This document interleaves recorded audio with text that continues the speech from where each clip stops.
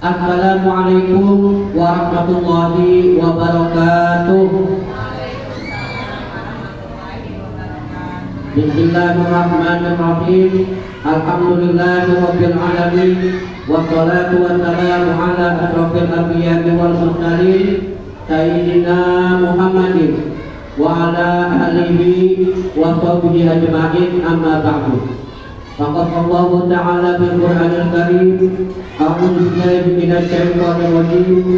Bismillahirrahmanirrahim. La in syakartum la azidannakum wa la in kafartum inna 'adzabi lasyadid. Shadaqallahu 'aliyul 'azim. Yang sama-sama kita hormati Bapak Kepala Sekolah yang pada hari ini diwakili oleh Bapak Muhammad Tuhan, yang terhormat narasumber kita Ibu Burdana Fauzia Rahmandani serta Bapak dan Ibu sekalian yang mudah-mudahan semuanya dimuliakan oleh Allah Subhanahu wa Ta'ala. Pertama-tama marilah kita panjatkan puji dan syukur kehadirat Allah Subhanahu wa Ta'ala, yang mana pada saat ini kita masih diberikan banyak nikmat oleh Allah Subhanahu wa Ta'ala, terutama nikmat besar yaitu nikmat iman, nikmat Islam, nikmat sehat walafiat serta nikmat panjang umur, sehingga kita dapat mengikuti menghadiri acara praktik mengajar yang akan disampaikan oleh Ibu Burdana Fauzia sebagai CGP Angkatan ke-8, yang pada hari ini akan memaparkan yaitu pembahasan materi modul 1.4, yaitu tentang budaya positif di sekolah.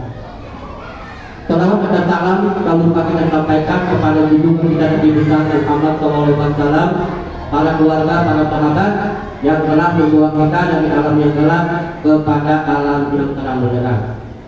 Bapak-bapak dan ibu sekalian yang dimuliakan Allah Subhanahu wa Ta'ala, mari sama-sama kita mulai acara kita, pertemuan kita pada siang hari ini dengan membacakan suratul Fatihah dengan harapan dan doa mudah-mudahan acara kita pada siang hari ini berjalan dengan lancar dan mendapat berkah dari Allah Subhanahu wa Ta'ala.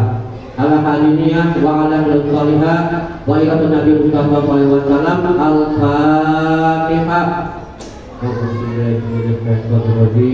Bismillahirrahmanirrahim. Alhamdulillahirabbil alamin. Ar-Rahmanir Rahim. Maliki yaumiddin. Iyyaka na'budu wa iyyaka nasta'in. Ihdinas siratal mustaqim. Siratal ladzina an'amta 'alaihim ghairil maghdubi 'alaihim waladdallin. Amin. Shadaqallahul 'azim. Terima kasih.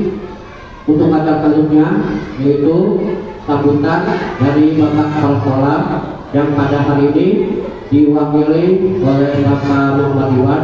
Berhubung pada hari ini Bapak Kepala Sekolah sedang dinas keluar atau ada acara lain, jadi diwakilkan oleh Bapak Iwan. Kepada Bapak Iwan kami persilakan. Maaf di waktunya misalnya diganti. Mari sama-sama kita menyanyikan lagu Indonesia Raya. Kepada peserta diharapkan supaya berdiri.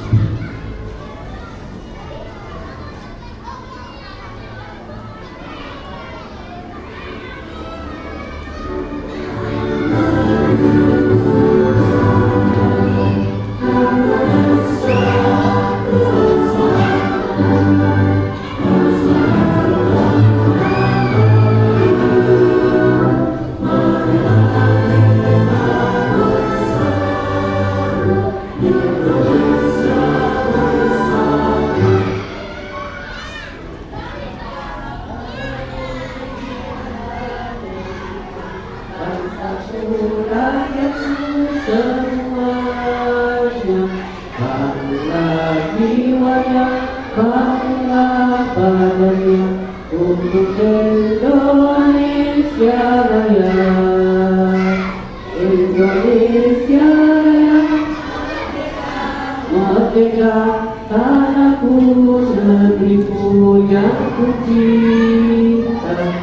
Indonesia Raya, merdeka, merdeka, hiduplah Indonesia Raya. Indonesia Raya, merdeka, merdeka, tanahku, negeriku yang ku cinta. Indonesia Raya, merdeka, merdeka, hiduplah Indonesia Raya. Hadirin dipersilakan duduk kembali. Alhamdulillah tadi telah sama-sama kita menyanyikan lagu Indonesia Raya yang merupakan lagu kebangsaan kita ya. Ini untuk menanamkan rasa tanah air kita, cinta kita kepada bangsa Indonesia. Para peserta sekalian yang dimuliakan oleh Allah Subhanahu wa taala, mari sama-sama kita ikuti acara selanjutnya, yaitu sambutan atau arahan dari Bapak Kepala Sekolah yang pada hari ini diwakili oleh Bapak Muhammad Iwan. Kepada Bapak Muhammad Iwan kami persilakan dengan segala hormat. Bismillahirrahmanirrahim. Assalamualaikum warahmatullahi wabarakatuh. Alhamdulillahirabbil alamin wa bihi nasta'in ala umuri dunya wa din. Wassalatu wassalamu asrofil anbiya'i wal mursalin wa ala alihi wa sahbihi ajmain. Rabbi sholli wa yassir li amri wa hlul 'uqdatam min lisani yafqahu qawli. Yang saya hormati Ibu Dana Kaudia TGP Angkatan 8 SDN Gambut 1 Kota Depok dan Bapak Ibu guru sekalian, saya di sini diminta untuk mewakili Bapak Kepala Sekolah.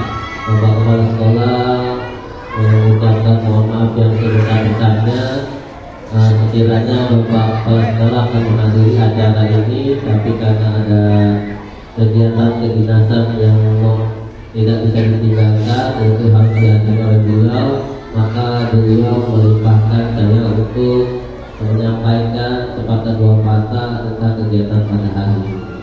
Yang pertama, beliau sangat mendukung sekali apa yang telah dilakukan oleh Ibu Dana sebagai TGP Angkatan 8, dan beliau pun mengajak kepada guru-guru angkatan yang lain untuk bisa mengikuti jejak Ibu Dana untuk mendaftar TGP yang lain, TGP Angkatan 9 dan yang sedang dibuka TGP Angkatan 10 ya. Lalu yang kedua, pada kegiatan hari ini pengibasan ya, pengibasan materi modul 1.2 tentang budaya positif di sekolah. Nah, Bapak Kepala Sekolah berpesan mudah-mudahan materi yang disampaikan Ibu Dana pada pagi hari ini memberi banyak manfaat untuk sekolah kita, khususnya tentang budaya positif ya. Mudah-mudahan apa yang disampaikan nanti dapat kita terapkan di sekolah kita, sehingga sekolah kita dapat menerapkan budaya-budaya positif ya. Dari judulnya aja sudah ada budaya positif ya, budaya kebiasaan. Mudah-mudahan menjadi kebiasaan menjadi satu. Dan kita jadi beliau harapkan mudah-mudahan Bapak dan Ibu guru dapat mengikuti kegiatan ini dari akhir sampai selesai ya. Dan begitu mudah-mudahan ya, oke. Nah, mungkin itu aja yang dapat saya sampaikan mewakili Bapak Kepala Sekolah. Sekali lagi mohon maaf Bapak Ibu guru, dan semangat untuk Bu Dana yang akan memberikan materi. Semoga ilmu yang akan disampaikan kepada kita dapat membawa manfaat buat sekolah kita. Kurang lebihnya saya mohon maaf. Bila taufiq wal hidayah. Assalamualaikum warahmatullahi wabarakatuh. Ya, terima kasih kepada Bapak Ridwan selaku perwakilan dari Bapak Kepala Sekolah SD Jalur 1 yang telah memberikan sambutan-sambutan dan arahan yang mana beliau mengingatkan kepada seluruh guru yang belum mengikuti kegiatan PJJ ya, diharapkan supaya bisa mengikuti seperti Budana yang mana beliau adalah PJJ angkatan ke-8. Kita alhamdulillah teman kita sudah 2 orang ya yang mungkin dalam tahap persiapan itu acara CGP-nya, dan juga yang kedua beliau mengucapkan terima kasih kepada Budana yang mungkin nanti pembahasan materi pada siang hari ini bisa membawa yang hal yang positif atau pembicaraan yang positif yang bisa nanti dilakukan di SD Jalur 1 ya. Mudah-mudahan nanti materi beliau bisa kita terapkan dalam kegiatan kita di SD Jalur 1. Dan juga sekali lagi Bapak Kepala Sekolah mohon maaf yang sebesar-besarnya kiranya memang beliau hari ini akan mengikuti acara pemberian materi oleh Budana, tapi karena sesuatu hal ya kegiatan di luar dinas yang tidak bisa beliau tinggalkan, jadi beliau titipkan kepada kami Muhammad Iwan. Kepada ibu sekalian yang dimuliakan Allah Subhanahu wa taala, yuk mari sama-sama kita simak, kita pelajari dan kita ikuti kegiatan pemberian materi, yaitu tentang pementasan materi modul 4, yaitu tentang budaya positif di sekolah. Mungkin nanti ya untuk materinya apakah nanti budaya-budaya yang ada di sekolah Jadul ya satu bentuknya apakah bisa diterapkan atau tidak ya, mungkin nanti bagaimana pemberian materinya dari narasumber kita yaitu Ibu Nurjana Fauzia sebagai PJP angkatan yang ke-8. Dan saya doakan mudah-mudahan beliau nanti bisa sampai selesai menyelesaikan perkuliahan secara online dengan baik dan lancar. Kepada Bapak Ibu Nurjana Fauzia kami silakan untuk pemberian materinya. Silakan.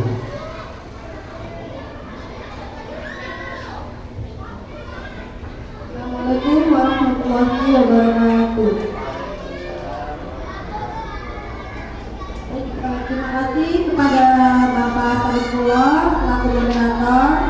Terima kasih juga kepada Bapak Kepala Sekolah yang diwakilkan oleh Bapak Ridwan SPD serta Bapak Ibu guru di sini yang sudah sangat mendukung kegiatan pada pagi ini. Langsung saja Bapak Ibu, saya izin ingin memberikan sedikit apa yang sudah saya pelajari selama ini. Di sini saya akan membahas tentang pembahasan materi modul budaya positif di sekolah. Pada modul 1.4 budaya positif itu ada 6 nilai-nilai. Yang pertama ada nilai positif dan nilai-nilai kebajikan universal. Kedua, teori motivasi, hukuman dan penghargaan institusi. Ketiga, keyakinan kelas. 4, kebutuhan dasar manusia dan dunia berkualitas. 5, restitusi, yaitu ada 5 posisi kontrol dan segitiga restitusinya.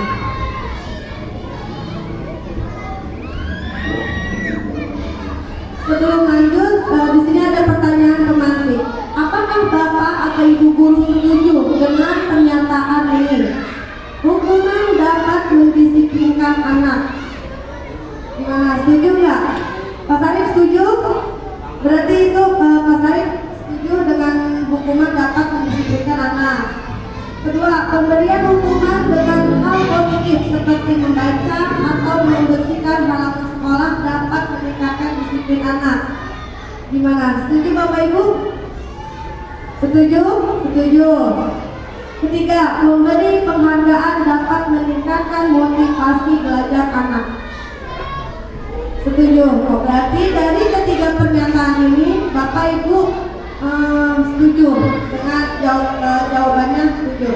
Nah, sebelum saya akan membahas alasannya, saya akan memberikan sedikit dulu beberapa materinya. Nah, ini ada perubahan paradigma.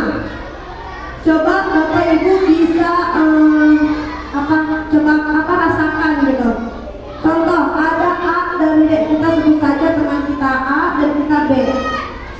Ambillah secari kertas kecil, tuliskan benda atau sesuatu yang sangat berharga untuk Anda. Letakkan di salah satu tangan Anda dan genggam benda atau sesuatu tersebut dengan segala daya. Buatlah sebuah kepalan. Dan teman Anda akan mencoba dengan sekuat tenaga dengan berbagai cara untuk meminta Anda memberikan benda tersebut. B. Bisa membujuk, mengancam, menghadik, merayu, menyuap, apa saja agar dapat membuka kepalan tangan Anda. Apa yang terjadi? Coba, apakah antara Bapak Ibu ada yang bisa memberikan apa yang terjadi dari yang sudah Bapak ikuti tadi gitu? Apa yang terjadi dan apa yang Bapak bisa ambil dari nilai itu? Gimana Pak Sarif? Saya ya, kalau seandainya teman tersebut yang berhutang itu bisa rayu, mungkin kalau kita kasih rayu duit mungkin dia mau. Tapi kalau misalnya rayuannya rayu itu mungkin tidak akan membuka kepalan tersebut ya, sehingga kita tidak bisa membuka kepalan tersebut apa yang ada di dalam kepalan teman kita tersebut. Ya, terima kasih juga. Menurut Pak Sarif, jadi nilai apa yang terkandung pada kegiatan tersebut? Ya, nilai apa Pak? Nilai kesabaran, ya bisa juga. Jadi dan posisi kontrol saat melaksanakan ini ada pada posisi siapa? Posisi guru, berarti posisi Bapak, bukan posisi teman Bapak. Oke. Baik Pak Sarif, terima kasih untuk jawabannya. Ya, jadi Bapak Ibu, inilah jadi kita anggap seperti ilustrasi. Misalkan di sini posisi kontrolnya itu terdapat pada diri kita sendiri. Jadi yang bisa mengontrol apapun itu hanya diri kita sendiri. Dan pada kegiatan ini teman B ini mencoba bagaimana caranya agar yang A ini membukakan kepalan tangannya dan memberikan kepada teman B. Dari situlah kita bisa ambil nilai-nilai dari kedisiplinan dan juga kepercayaan dari teman tersebut.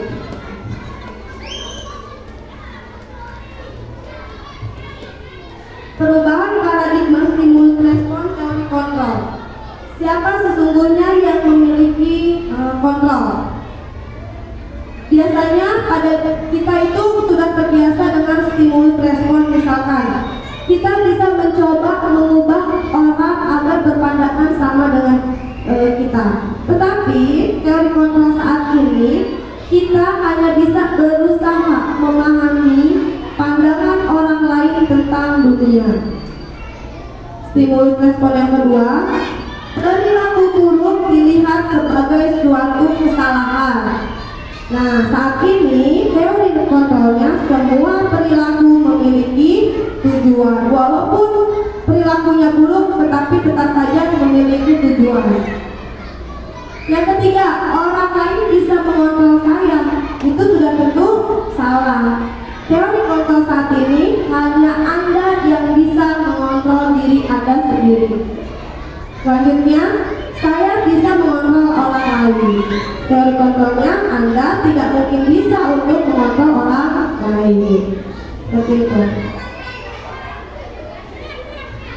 Nah, Bapak Ibu, di sini ada pertanyaan sedikit. Apakah makna disiplin yang Bapak Ibu ketahui? Ya, Bu Mutia, silakan.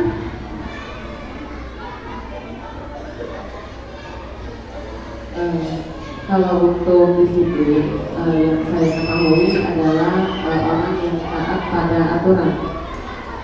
Ya, mungkin itu bedanya. Terima kasih Bu Mutia. Ya. Makna disiplin. Nah, oleh sebab itu berarti kan tadi Ibu bilang tentang aturan.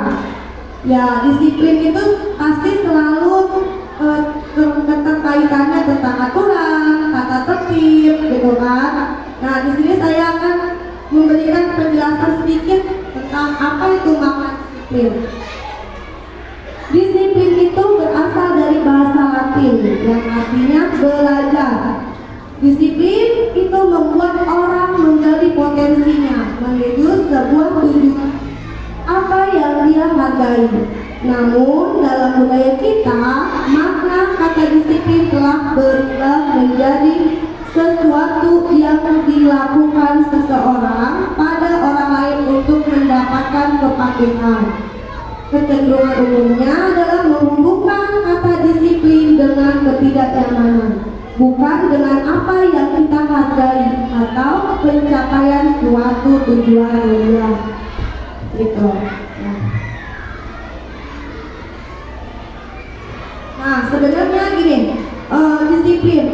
disiplin itu ada beberapa kebutuhan dasar manusia yang mempengaruhinya. Kebutuhan dasar manusia itu ada 5 faktor. Yang pertama ada faktor bertahan hidup. Kita ambil contoh aja siswa kita. Siswa kita misalkan di kelas ada yang anaknya itu tidak mengerjakan tugas, sering tidur di dalam kelas. Kita tidak boleh langsung mencegah murid kita, kenapa kamu tidak mengerjakan tugas, kenapa kamu tidur. Itu jangan langsung kita seperti itu. Tetapi kita harus tahu dulu sebab akibat sebabnya. Sebabnya itu kita mencari tahu dari faktor lingkungan rumahnya atau dari keluarganya. Itu. Kedua, kasih sayang dan rasa diterima. Itulah yang wajib kita lakukan, yang harus kita terapkan kepada murid kita. Walaupun murid kita itu perilakunya yang sangat-sangat, tetap harus kita berikan rasa kasih sayang, harus tetap kita terima, walaupun, dan jangan pernah kita membeda-bedakannya. Betul. Yang ketiga, penguasaan. Penguasaan di sini misalkan murid kita itu kan ada rasa keinginannya, saya Bu ingin maju, saya Pak ingin maju ke depan.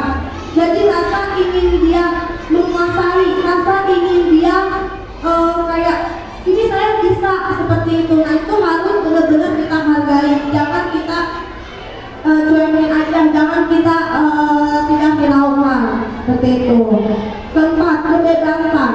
Kebebasan di sini yang dimaksud adalah kebebasan dalam belajar. Kebebasan dalam belajar bukan semaunya dia belajar. Apa aja kamu belajar kita diri, bukan seperti itu Bapak Ibu.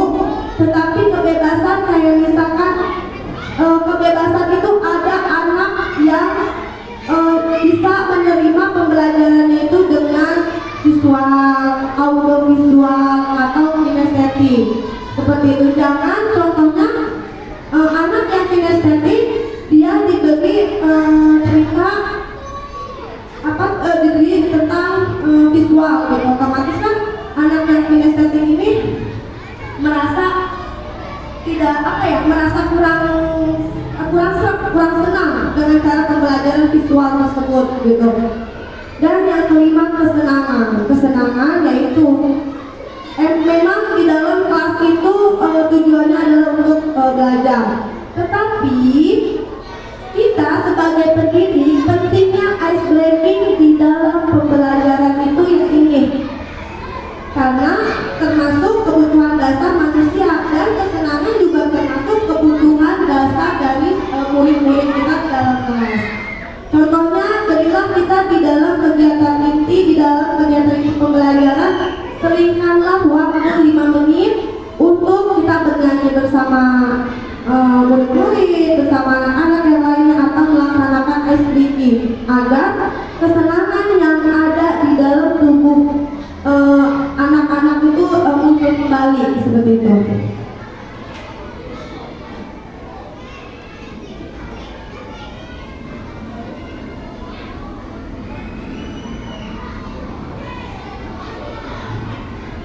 Berikut adalah video dari 5 kebutuhan manusia.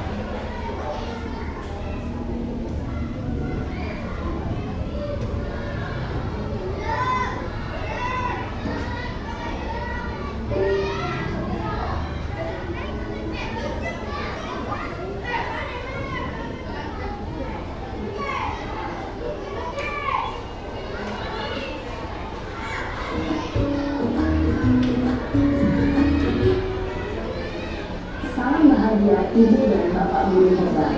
Dalam penerapan disiplin positif restitusi, salah satu program yang dikembangkan adalah 5 posisi kontrol. 5 posisi kontrol dalam restitusi adalah proses perjalanan seorang pendidik agar dapat mengenali dirinya. Pada video kali ini, kita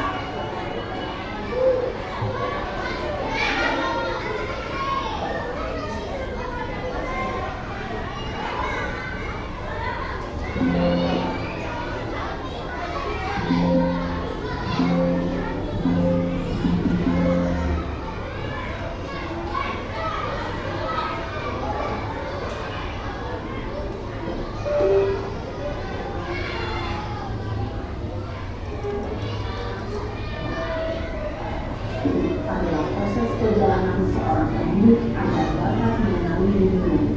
Pada video kali ini, kita akan membahas tentang 5 posisi kontrol yang dibahas oleh lain dosen dan contoh penelitian.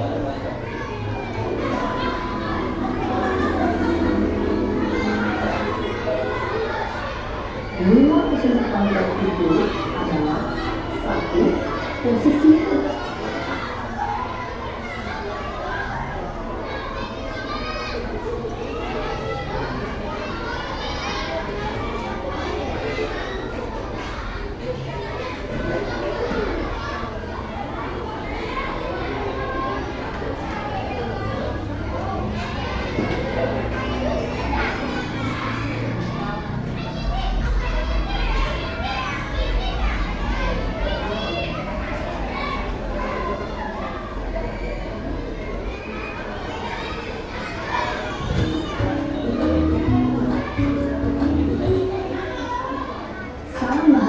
Ibu dan Bapak guru hebat.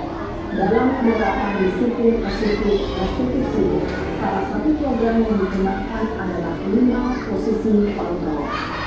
5 posisi kontrol dalam restitusi adalah proses perjalanan seorang pendidik agar dapat mengenali dirinya. Pada video kali ini, kita akan membahas tentang 5 posisi kontrol yang dikembangkan oleh lain dosen dan contoh penerapannya.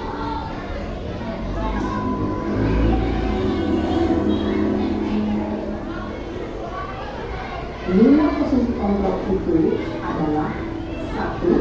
Posisi pemukul. 2. Posisi pembuat merasa bersalah. 3. Posisi teman. 4. Posisi pemantau atau monitor. Dan 5. Posisi manajer. Untuk lebih memahami 5 posisi tersebut, mari kita saksikan kasus kemarin yang terlambat hadir di di sekolah dan melihat bagaimana 5 posisi kontrol dalam menghadapi masalah tersebut.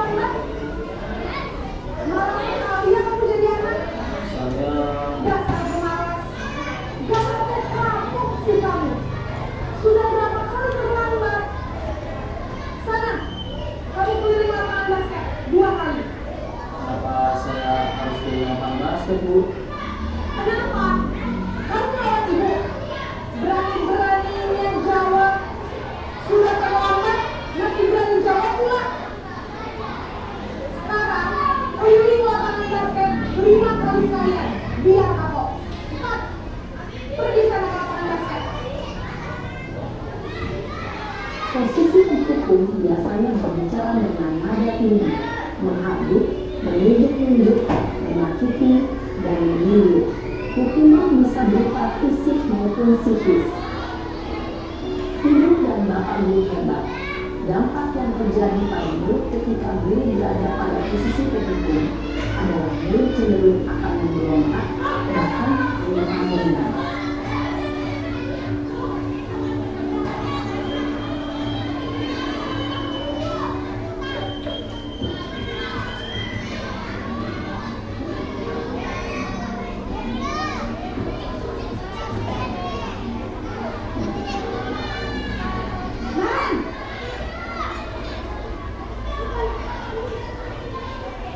Selamat pagi Bu.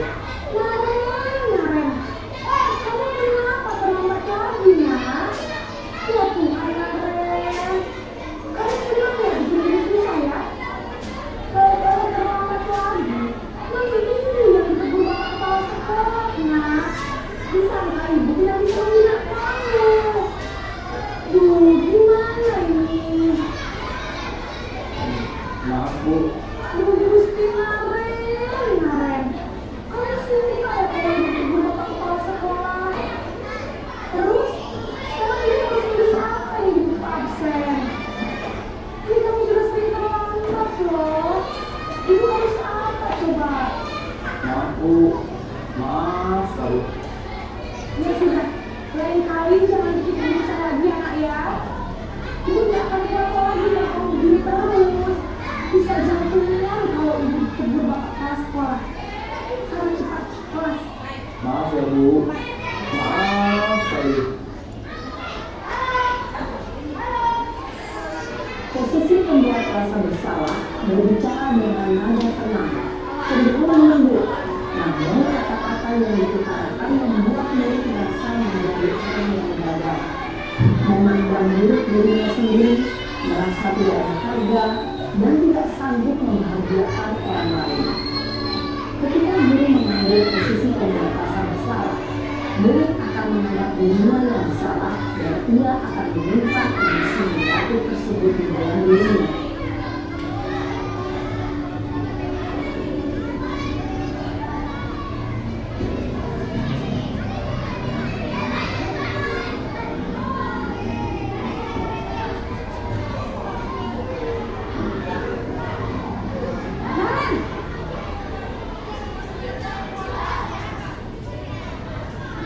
Selamat pagi Bu.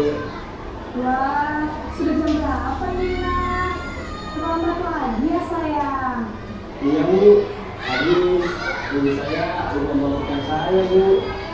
Kamu malah menyalahkan ibu kamu. Kamu bukan anak yang larinya paling kencang.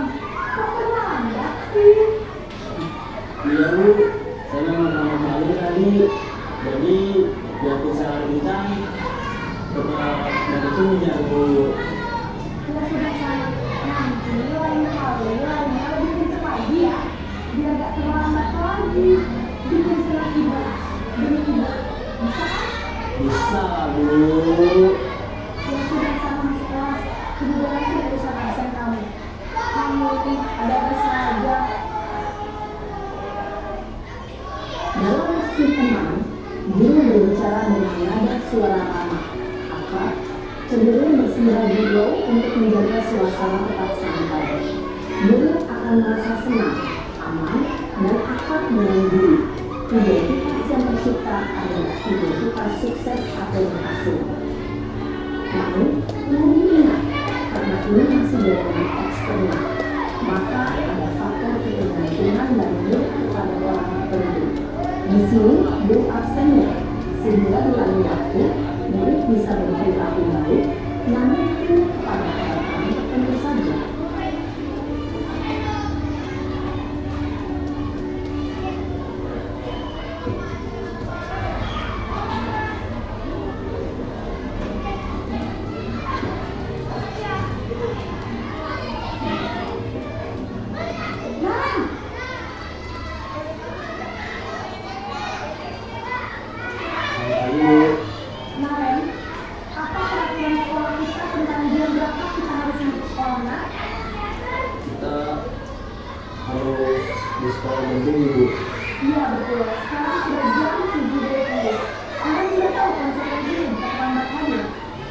Bu, saya harus keluar kelas pas jam istirahat selama 20 menit.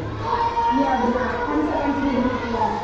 Jadi nanti jam 9.30 pas istirahat, kamu harus tinggal di kelas, kerjakan tugas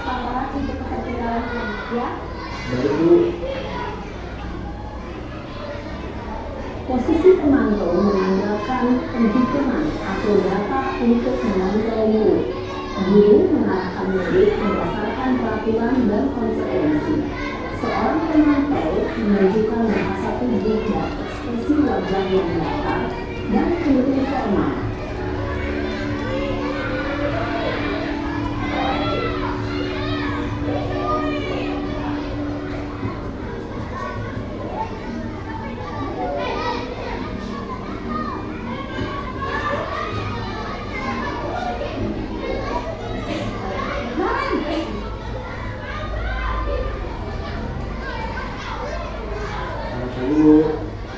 Selamat pagi, Naren.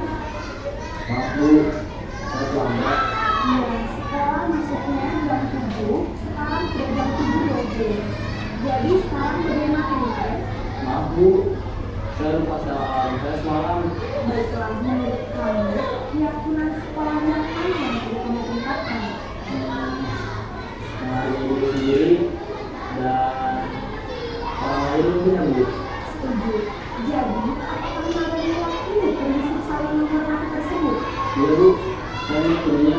Apakah Naren bersedia memperbaiki masalah keterlambatan ini? Bersedia Bu. Bagaimana kamu akan memperbaiki masalah keterlambatan ini? Saya akan coba untuk tidak mengambil awal saya Bu. Baik, kalau dalam permasalahan di rumah, ada orang yang kira-kira bisa bantu mengingatkan tidak? Ada Bu, kakak saya, Kak Emma. Ada lagi selain Kak Emma? Selain Kak Emma, ada ibu saya. Baik, jadi yang mengingatkan Naren adalah Kak Emma dan Ibu Claudia. Kira-kira akan mulai saat apa Naren? Setelah pulang sekolah, akan segera saya lakukan. Baik, jadi Naren akan setel alarm untuk bangun besok pagi dan akan diingatkan oleh kakak dan ibunda Naren ya. Ada lagi yang mungkin perlu dilakukan Naren? Agar tidak terlambat bangun lagi. Tidak ada Bu. Baik Naren, terima kasih untuk bersama kamu. Sekarang kami pulang kembali ke kelas untuk belajar. Baik Bu, terima kasih. Posisi manajer adalah posisi kontrol yang disarankan untuk membimbing murid yang memiliki sikap disiplin yang positif, yaitu murid yang mandiri, bertanggung jawab, dan dapat memecahkan masalah. Tujuan dari posisi ini adalah agar murid dapat berefleksi atas tindakannya. Guru akan dengan terus memberikan pertanyaan-pertanyaan bermakna, sehingga membuat murid dapat belajar dari kesalahannya dan mencari sebuah solusi untuk menyelesaikannya. Ibu dan bapak guru hebat, setelah mengamati adegan kelima posisi kontrol tadi, kira-kira posisi mana yang paling ideal? Posisi mana yang dapat menunjang motivasi intrinsik murid? Ya, tentu posisi manajer. Posisi ini memang posisi ideal yang ingin dituju setiap murid. Pada posisi inilah, guru dapat menerapkan disiplin positif yang berpihak pada murid, yang memerdekakan murid.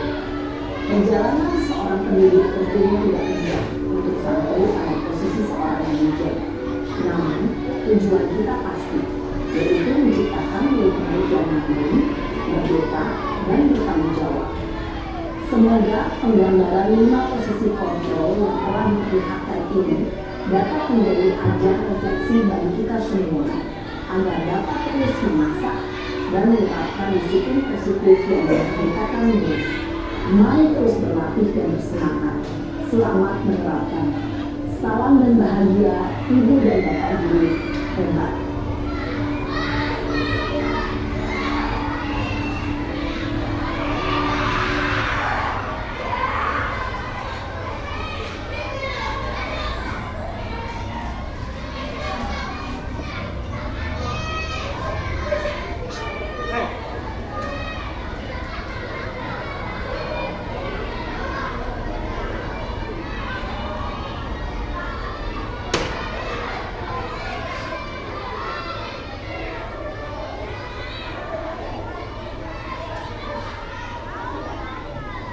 Nah, yang tadi itu yang adalah sepenggal video dari 5 posisi kontrol. 5 posisi kontrol kita sebagai guru. Ada pembuat orang merasa bersalah, penghukum, manajer, pemantau, dan juga teman.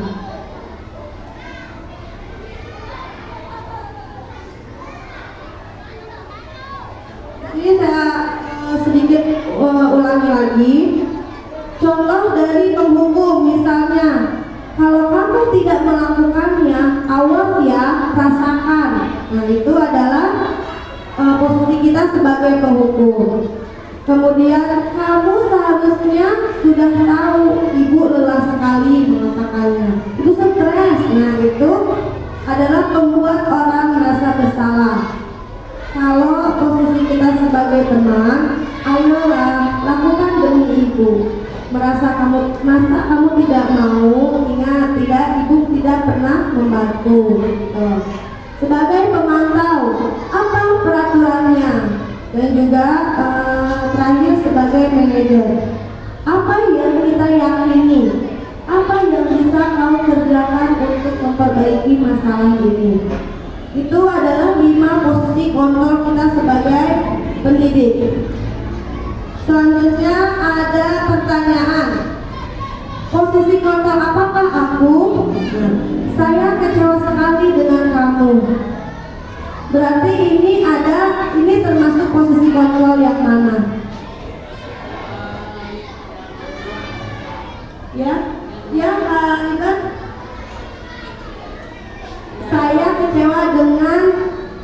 Saya kecewa sekali dengan kamu. Berarti posisi kontrol membuat merasa bersalah. Ya, betul sekali, karena dia merasa kecewa gitu dengan orang tersebut, dengan murid tersebut. Yang kedua, kamu tidak pernah benar melakukannya.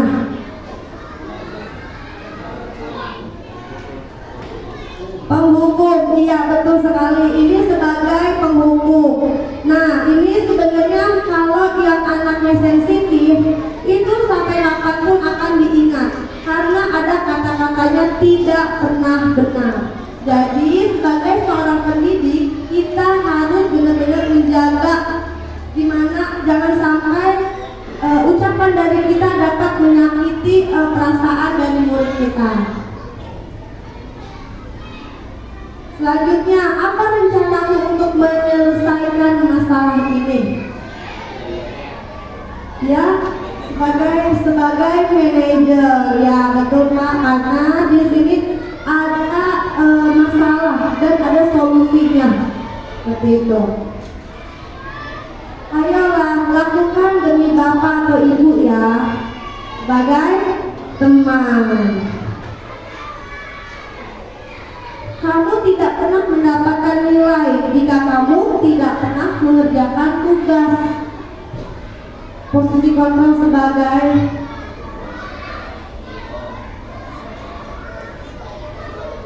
ya, berikan sebagai pengawas. Memang ada ya? Sebagai pemantau, karena dia selalu melihat.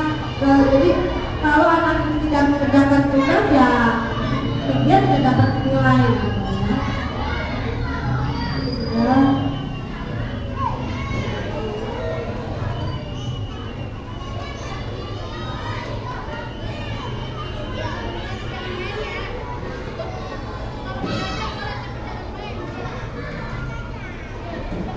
Ini adalah teori motivasi, hukuman dan penghargaan serta restitusi. Mungkin kita sudah sering mendengar kalau hukuman atau konsekuensi, tetapi ada juga restitusi. Saya juga baru mendengar saat mengikuti CGP ini. Oh, ada restitusi. Oh, perbedaannya hukuman dan konsekuensi seperti ini, gitu. Nah, di sini untuk menghindari ketidaknyamanan atau hukuman, motivasi eksternal, dan kedua untuk mendapatkan imbalan dari orang lain, motivasi eksternal. Ketiga, untuk menghargai diri sendiri. Maksud dari yang nomor 1 untuk menghindari ketidaknyamanan atau hukuman, motivasi eksternal. Berarti motivasi itu ada dua, eksternal dan internal. Kalau eksternal berarti dia dari luar, internal kan berarti dari dalam. Misalkan eksternalnya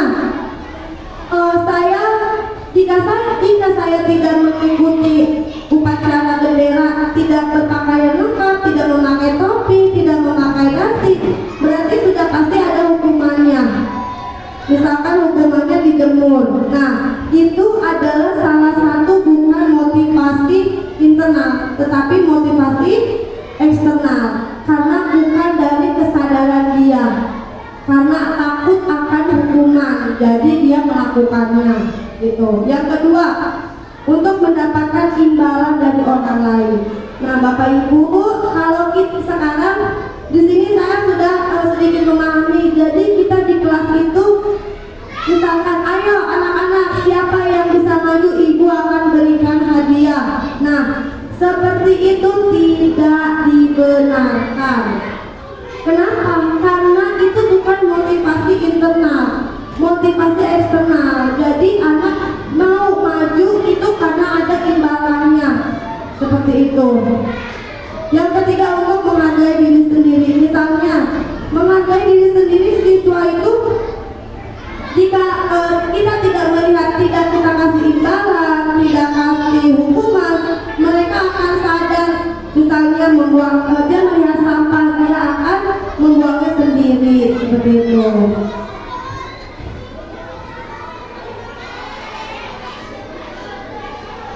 Nah, ini yang tadi ya, perbedaan antara hukuman dan konsekuensi. Misalnya hukuman itu murid menyembunyikan kesalahan. Jadi gimana caranya biar kesalahan ini biar saya tidak dihukum gitu, padahal saya salah gitu. Konsekuensi, murid belajar taat aturan, dan restitusi, murid belajar memecahkan masalah. Kalau hukuman itu sifatnya paksaan dan juga dia spontan, tanpa adanya tanpa adanya tuh kayak perencanaan terlebih dahulu. Tetapi kalau konsekuensi sudah direncanakan antara, misalkan kalau di kelas antara guru dan murid, seperti itu. Jadi misalkan kalau hukumannya itu contohnya kamu tidak memakai topi, kamu harus disetrap, kamu harus dijemur di tengah lapangan pada saat upacara bendera. Nah, itu adalah sebuah hukuman misalnya.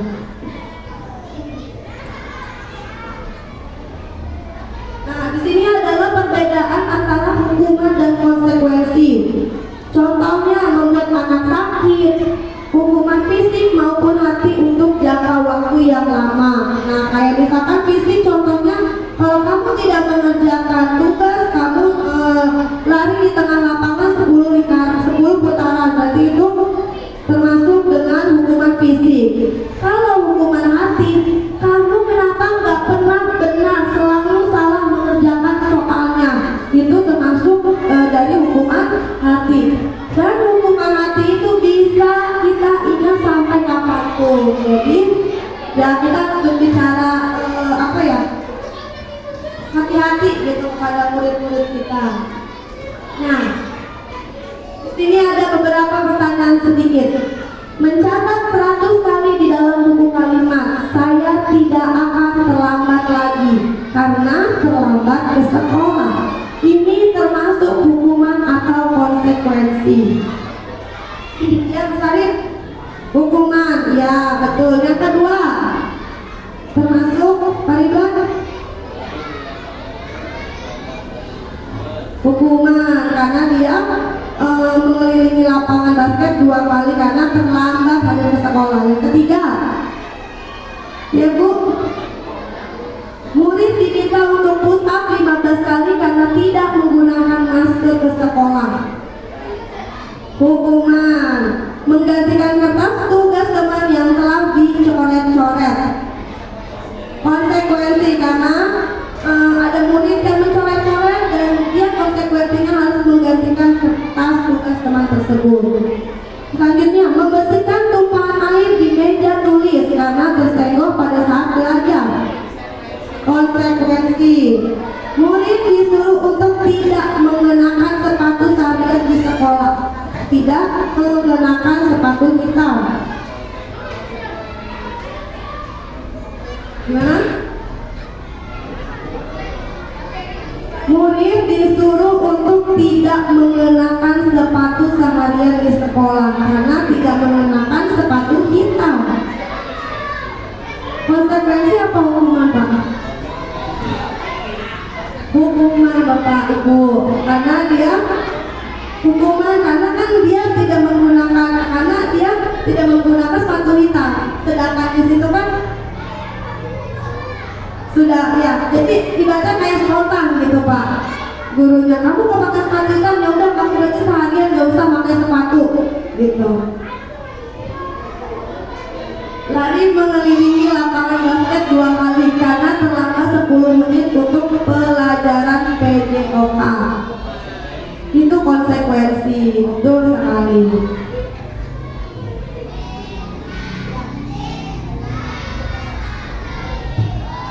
Selanjutnya apa itu restitusi?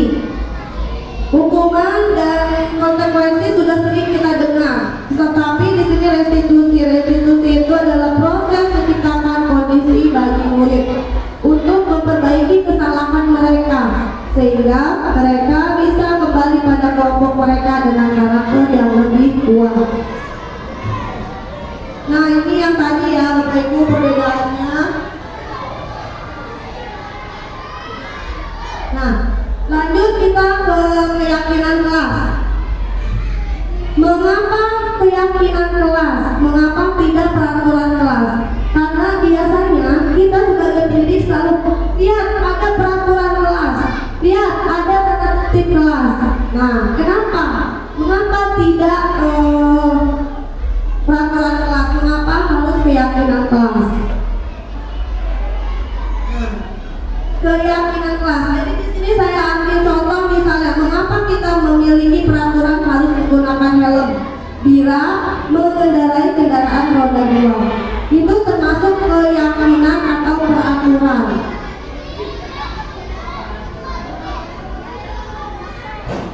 Ya, jadi gini perbedaan keyakinan dan peraturan. Kalau peraturan itu jadi karena kita takut, kita naik sepeda motor harus pakai helm. Kalau nggak pakai helm kita akan ditilang sama polisi. Nah, itu yang disebut dengan peraturan. Tetapi kalau keyakinan, kita pakai helm itu untuk kesehatan kita, untuk keselamatan kita, untuk menjaga dari sesuatu hal yang tidak diinginkan. Itu baru keyakinan dari diri kita. Kalau peraturan itu jadi kayak kesannya itu terpaksa gitu. Nah, ini adalah contoh keyakinan kelas 1 dan kelas 2.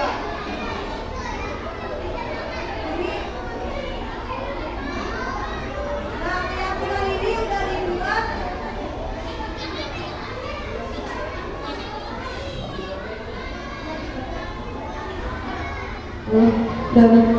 keyakinan kelas ini dibuat bersama-sama.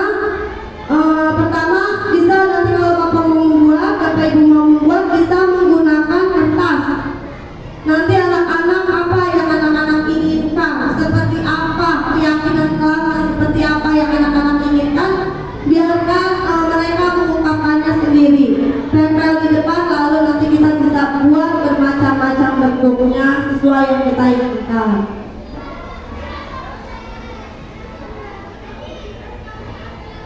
Baiklah Bapak Ibu, sekian presentasi dari saya.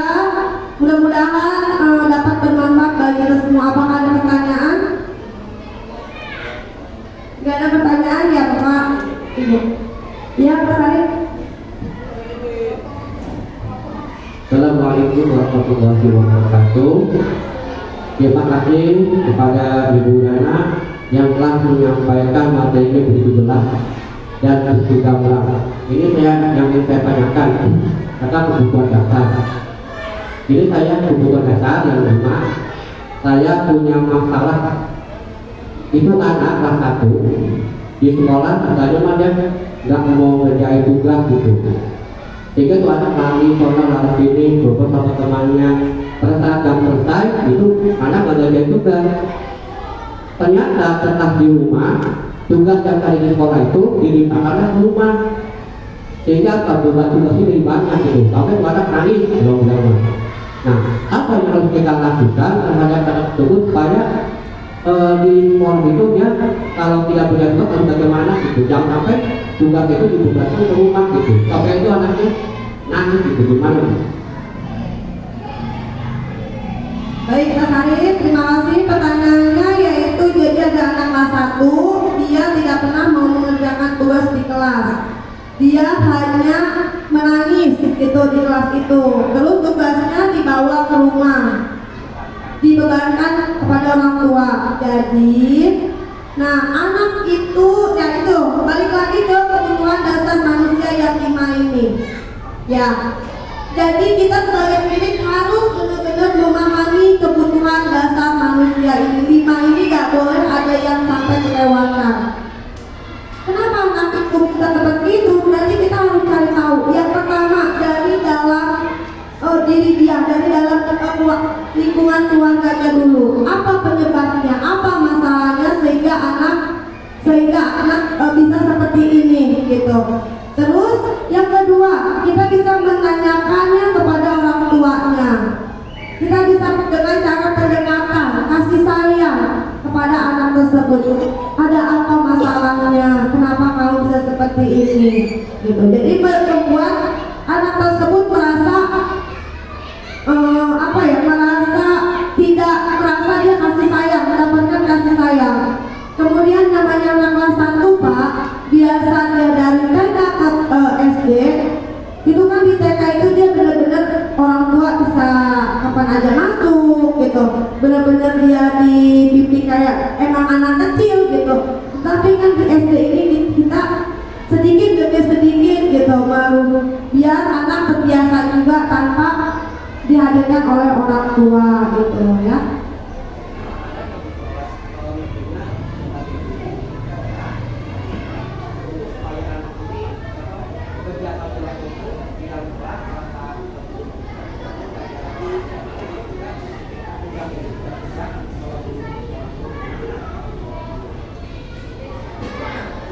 Seorang guru bagaimana ya? Di sini kita bisa melihat cara anak itu belajarnya itu dia lebih senang seperti apa.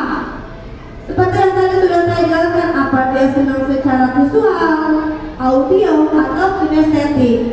Nah, kalau misalkan anak itu kan tadi dibilang tidak suka diam, pengennya lari sana lari sini, berarti anak tersebut gaya belajarnya kinestetik. Tidak mau diam, tidak suka diam, sukanya bergerak. Belajarnya seperti itu. Anak yang kinestetik, kita kasih gaya belajar visual, tentu saja anak itu tidak akan nyaman. Seperti itu, Mas Arif.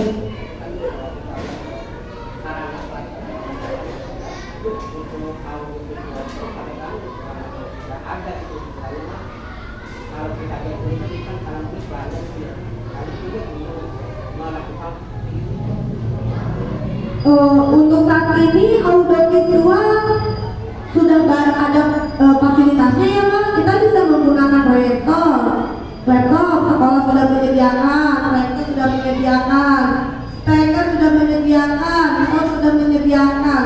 Tinggal bagaimana caranya guru tersebut menggunakannya sekreatif mungkin, sebaik mungkin untuk kenyamanan belajar anak.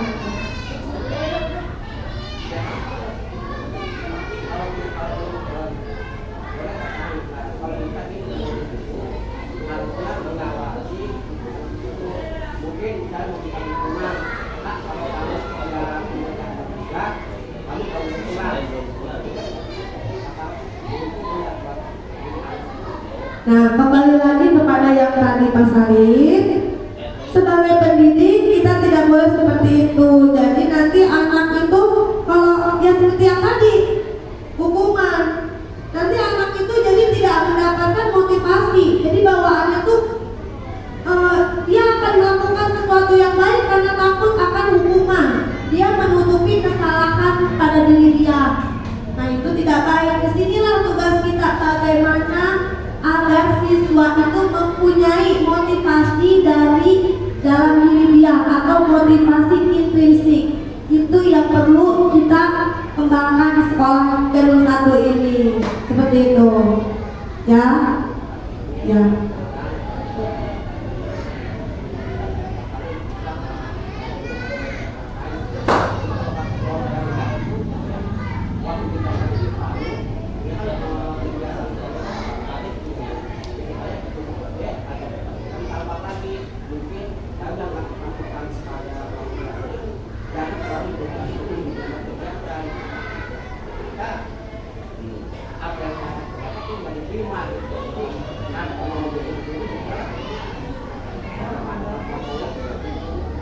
Berarti mulai detik ini ya Pak Sarif, jangan lagi memberikan iming-iming apa kayak imbalan. Kamu nanti kedai misalnya sampai lima bapak kasih uang 5.000, nah itu sudah tidak boleh.